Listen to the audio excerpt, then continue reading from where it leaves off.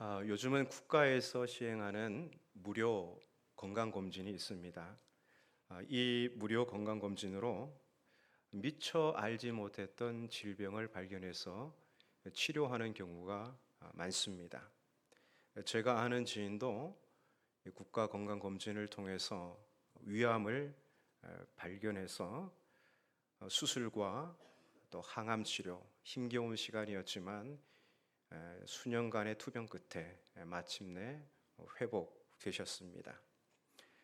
건강검진이 없었던 예전 같으면 내가 통증을 좀 심하게 느껴서 병원을 찾았을 때는 이미 시기를 놓쳐 더 이상 손을 쓸 수 없는 상태가 많았습니다.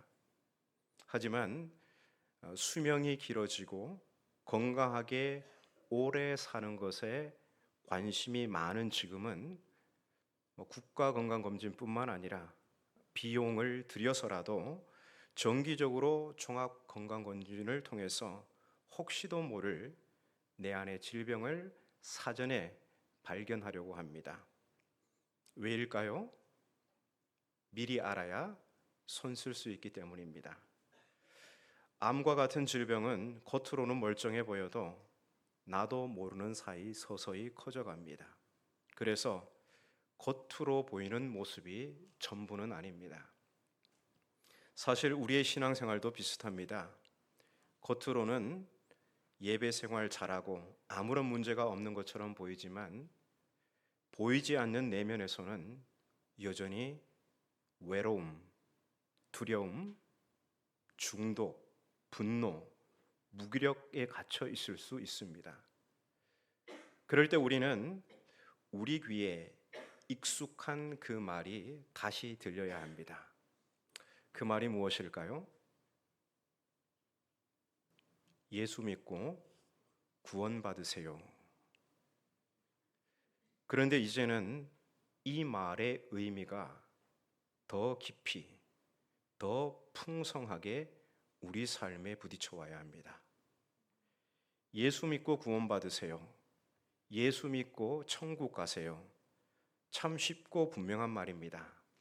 이 말은 지난 140년간 한국교회를 일으키는데 큰 역할을 해왔습니다. 산업화와 가난, 질병과 전쟁의 고통을 겪은 많은 사람들이 이 말에 희망을 품고 교회를 찾았습니다. 하지만 이 말이 그동안 한국교회에 가져다 준 폐해 또한 적지 않습니다. 예수 믿고 구원받으세요 라는 말을 죽어서 천국 가는 정도로 이해했다는 것입니다. 그러다 보니 구원의 티켓은 이미 따놓은 당상이고 현재의 삶은 불신자들이 추구하는 삶의 방식과 조금도 다를 바가 없다는 것입니다. 이는 구원이 말하는 현재적 의미를 터부시하거나 몰랐기 때문입니다. 우리가 조금 더 신앙 안에서 자라고 말씀을 깊이 묵상하다가 보면 이런 생각이 들기도 합니다. 예수 믿는다는 게 정말 죽어서 천국 가는 게 전부일까? 예수 믿는 내 삶에 왜 자유함이 없지? 왜 나의 내면은 이렇게 흔들리고 무기력하지? 그럴 때 우리는 우리 귀에 익숙한 그 말이 다시 들려야 합니다. 예수 믿고 구원받으세요. 그리고 복음이 말하는 구원의 의미를 죽어서 가는 천국에 한정시키지 말고 오늘 여기서 우리를 풍성하게 하는 능력으로 읽어야 합니다. 그래서 오늘은 본문에 나오는 거라사 광인 이야기를 통해서 예수님이 주시는 구원이 얼마나 풍성한지를 함께 나누려고 합니다. 본문을 보시면 예수께서 갈릴리 호수 동편 이방인 지역인 거라사인의 땅에 가셨습니다. 유대인들 사이에서는 이곳은 부정한 이방인이 사는 곳이라 꺼리는 그런 지역이었습니다. 그런데 예수님은 그곳으로 직접 찾아가셨고 그곳에서 어떤 한 광인을 만납니다. 이 광인의 몰골이 참으로 기가 막힙니다. 우리 27절을 함께 읽어보겠습니다. 예수께서 육지에 내리심에 그 도시 사람으로서 귀신 들린 자 하나가 예수를 만나니 그 사람은 오래 옷을 입지 아니하며 집에 거하지도 아니하고 무덤 사이에 거하는 자라. 아멘.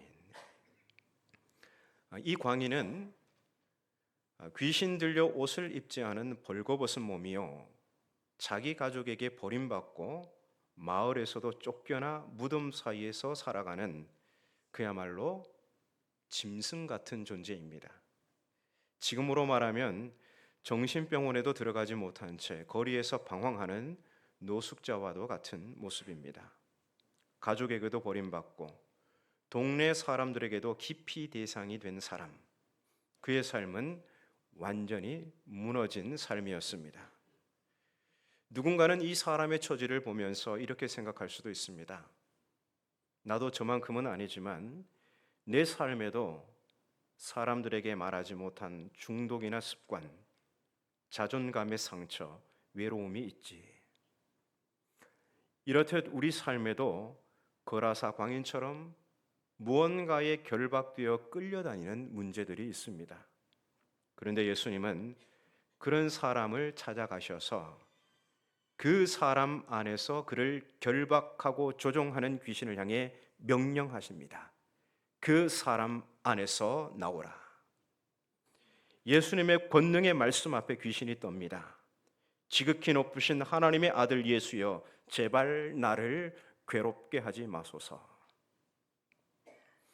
귀신은 예수님이 어떤 분인지 정확히 알고 있습니다. 감히 대적할 수 없는 분이라는 것도 알고 있습니다. 예수님이 귀신에게 물으십니다. 네 이름이 무엇이냐? 군대입니다. 귀신이 대답합니다. 이 군대는 헬라어로 레기온이라고 하는데요. 6,000명으로 구성된 로마 군단을 가리키는 것입니다. 그러니까 이 광인은 무수히 많은 귀신에 사로잡혀 있는 상태입니다. 그러니 그 삶이 얼마나 고달팠겠습니까? 하지만 예수의 명령을 통해 능력이 나가자 귀신은 자기 운명을 감지하고 예수께 간청합니다. 제발 무저갱으로 들어가라 명령하지 마십시오. 무저갱은 밑바닥이 없는 끝없는 구덩이를 말하는 것인데요. 재기 불가능한 장소에 감금되는 것을 말합니다. 군대 귀신은 사람을 숙주로 삼아 기생했는데 이제 무저갱에 감금되게 생겼습니다. 자기의 끝을 감지한 귀신이 주변을 둘러보니까 그곳에 많은 돼지떼가 산에서 먹고 있는 것입니다. 군대 귀신은 다른 생각할 겨를 없이 예수께 간청합니다. 우리에게 돼지에게로 들어가도록 허락해 주십시오. 예수님의 허락이 떨어지고 마침내 귀신들은 광인의 몸에서 나와 돼지떼 안으로 들어갑니다. 그러자 귀신 들린 돼지떼가 비탈로 내리달아 호수에 들어가 몰살합니다. 돼지치던 자들이 그 이루어진 것을 보고 두려움에 사로잡혀 성내와 마을에 달려가 알립니다. 소식을 들은 사람들이 몰려와서 예수께 이르게 됩니다. 그리고 그들이 목격한 것은 귀신 들려 광인이었던 그 사람이 귀신이 나가서 옷을 입고 정신이 온전하여 예수의 발치에 다소곳이 앉아 있는 모습이었습니다. 여기서 성경은 이 광인이 온전히 변화되어 예수의 발치에 앉아 있는 모습을 이렇게 표현합니다. 귀신 들렸던 자가 어떻게 구원받았는지를. 광인을 오랫동안 괴롭히던 귀신이 그에게서 떠나가고 자신이 벗은지도 몰랐던 사람이 옷을 차려입고 온전한 사람이 된 것을 구원받은 것으로 본 것입니다. 우리는 여기서 예수 믿고 구원받으세요라는 단순한 말에 함의된 더 풍성한 의미를 만나게 됩니다. 예수님이 주시는 구원은 단순히 죽어서 가는 천국행 티켓 정도가 아닙니다. 예수님이 주시는 구원은 지금 여기서 우리 존재가 새롭게 되는 것입니다. 그래서 예수께서 베푸시는 구원은 몇 가지 특징을 가지고 있습니다. 첫째는 예수께서 베푸시는 구원은 해방입니다. 이 광인은 마귀의 종이었습니다. 귀신에게 결박되어 자유를 박탈당했습니다. 자신의 삶을 살지 못하고 귀신의 조종을 받으며 살았습니다. 그런 그를 예수께서 해방시키셨습니다. 옛날 이스라엘 백성이 애굽의 바로왕 밑에서 노예로 살았던 것처럼 이 사람도 귀신에게 조종당하는 노예였습니다. 그러나 예수님은 그분의 권능의 말씀으로 그를 결박하던 귀신을 쫓아내시고 자유케 하셨습니다. 오늘의 현실은 어떻습니까? 어떤 분은 사람들의 평가에 붙잡혀 살고, 어떤 분은 중독이나 열등감에 묶여 있고, 또 어떤 분은 가족 문제나 과거의 실패에 매여 살아갑니다. 겉으로 보면 멀쩡한데 조금만 깊이 대화해 보면 복음 안에서 주신 자유를 잃어버리고, 그래서 구원의 풍성함을 누리지 못하며 살고 있습니다. 그러나 예수께서 베푸시는 구원은 이와 같은 결박에서 우리를 해방시키는 것입니다. 둘째, 예수께서 베푸시는 구원은 전인적 회복입니다. 전인적 회복이란 말은 어떤 부분적으로 편협적으로 효과를 발휘하는 것이 아니라 온 전체가 온전하게 그러한 회복을 말하는 것입니다. 이 거라사 광인은 귀신에 눌려 영혼이 무너졌고 정신도 망가졌고 몸도 상했습니다. 영과 혼과 육이 만신창이가 되었습니다. 그런데 예수 앞에 다소곳이 있을 정도로 영혼이 평안을 찾고 벗은 몸을 알아 옷을 갖춰 입을 정도로 정신은 온전해지고 육체는 정돈되었습니다. 이것이 바로 복음의 능력입니다. 주님의 명령은 하나님의 창조의 명령이기에 한 사람을 결박하고 있는 어둠의 영을 몰아내시고 온전한 회복을 가져다 주십니다. 셋째, 예수께서 베푸시는 구원은 공동체로 돌아가는 것입니다. 거라사 광인은 귀신에 들린 나머지 자신의 공동체로부터 축출되었습니다. 마을에서 쫓겨나고 가족에게서도 버림받아 무덤 사이에서 살아가도록 내몰렸습니다.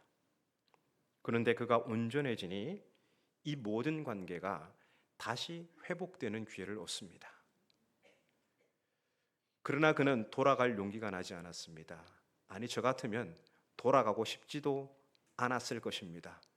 나를 내쫓고 나를 내몬 사람들인데 내가 왜 거기로 돌아가고 싶겠습니까? 그래서인지 38절에 보시면 이 회복된 사람이 주님께 요청합니다. 주님, 저는 주님과 함께 있고 싶어요.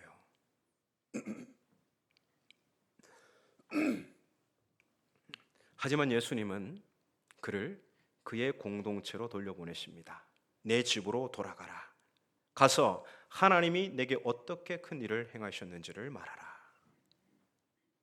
자신을 버린 마을과 가족에게로 돌아가는 것보다 그를 불쌍히 여겨주시고 그를 구원하신 예수님의 발치가 더 좋았을 것입니다.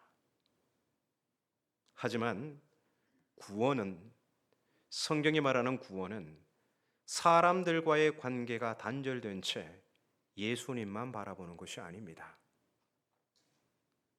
구원은 나를 아프게 한 사람들과도 다시 얼굴을 마주하고 나를 오해했던 이들에게도 내가 받은 은혜를 말할 수 있는 용기를 얻는 것입니다.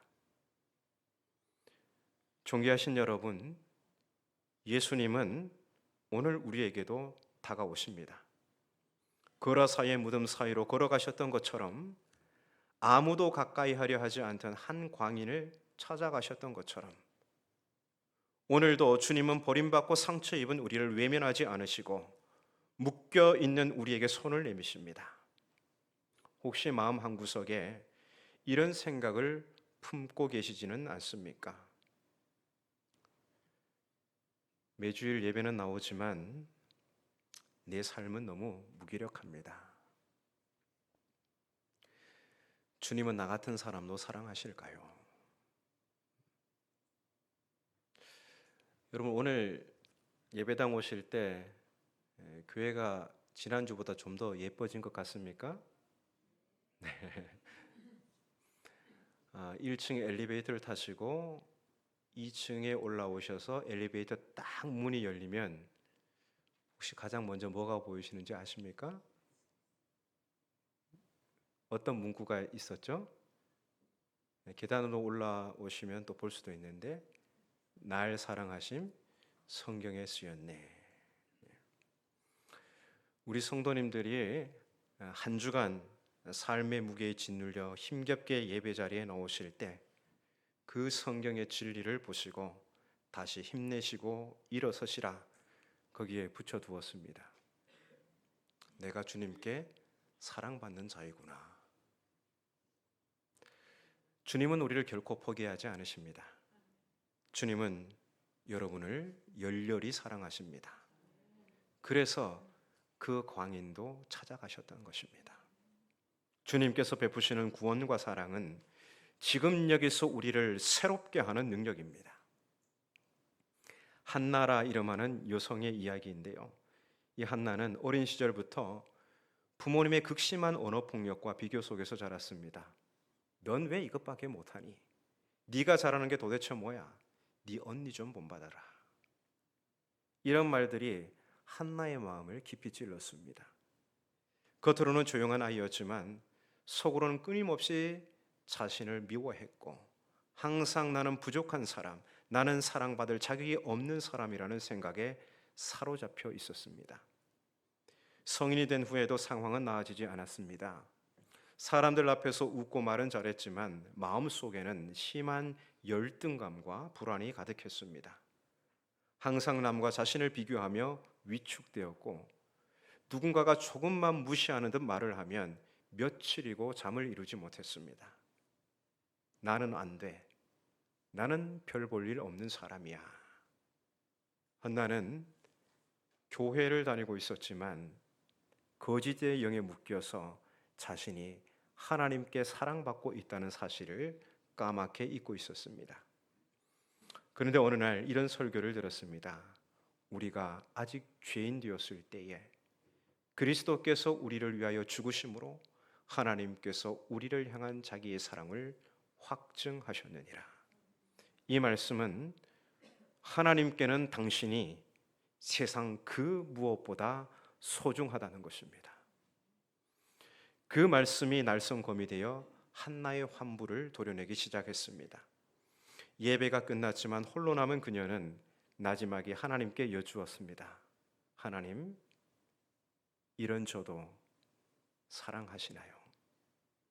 그날 이후 한나는 성경을 읽을 때마다 하나님의 사랑을 더 깊이 이해할 수 있었습니다. 자신을 미워하던 마음이 조금씩 사라지고 나는 하나님의 딸이야. 나는 예수님이 죽기까지 사랑하신 사람이야. 하나님께 사랑받는 자신을 스스로도 사랑하기 시작했습니다. 그리고 시간이 흘러 그녀는 낮은 자존감에 시달리는 청소년들을 위한 상담 봉사를 하며 이렇게 간증합니다. 예전엔 내가 아무 가치도 없는 사람이라고 믿었습니다. 그런데 예수님이 제게 말씀하셨습니다. 너는 내 사랑하는 딸이다. 너는 존귀하다. 내가 너를 위해 생명을 내어 주었단다. 그 음성이 제 인생을 바꿔놓았습니다. 지금 저는 매일 그 구원의 사랑을 풍성하게 누리며 살아갑니다. 그렇습니다. 우주의 창조주께 사랑받는 나를 세상 그 무엇이 쓸모없다 할 수 있겠습니까? 나를 쓸모없다 하는 것은 마귀의 속삭임일 뿐입니다. 겉으로는 멀쩡해 보여도 많은 사람들이 내면 깊은 곳에서 나는 안 돼, 나는 사랑받을 자격이 없어라는 마귀의 속삭임에 묶여 고통스럽게 살아갑니다.